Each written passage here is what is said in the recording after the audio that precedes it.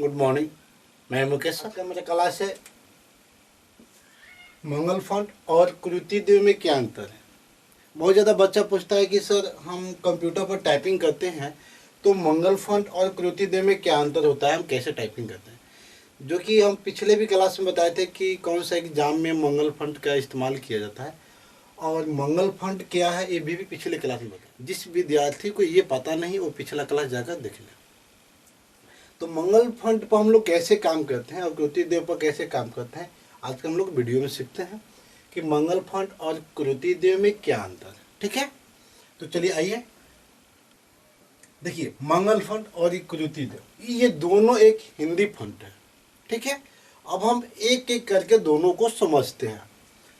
मंगल font एक Unicode Hindi font है, ठीक है, जो परीक्षाओं में टाइपिंग का किया जाता है, जबकि मंगल फॉन्ट कोकिला, अपराजिता, उत्सव और उत्कर्ष जैसे फॉन्ट में टाइप किया गया टेक्स्ट वास्तव में हिंदी होता है।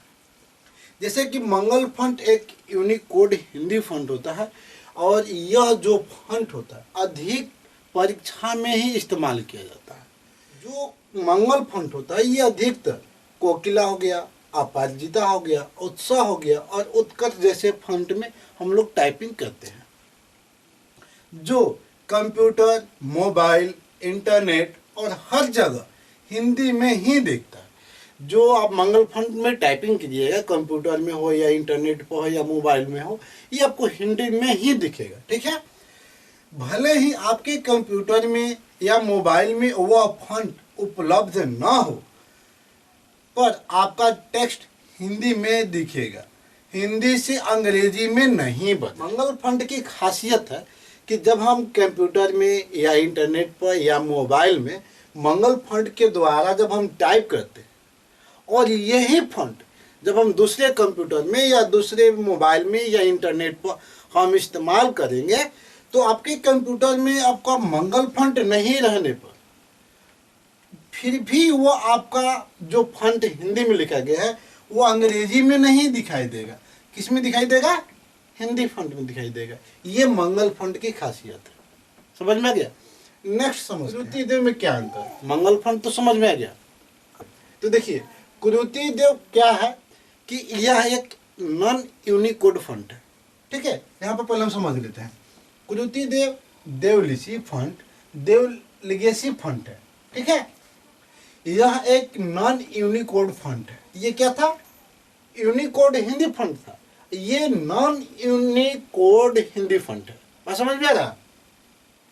देखिए, यह अंग्रेजी कीबोर्ड पर ही हिंदी को रेमिगटन कीबोर्ड पर की सुविधा प्रदान करते हैं। ये जो आपका कीबोर्ड होता है, जो इसका कीबोर्ड होता है और इसका भी कीबोर्ड होता है, तो ये हम जब कृति देव टाइपिंग करते हैं तो इसका भी कीबोर्ड इंग्लिश ही होता है।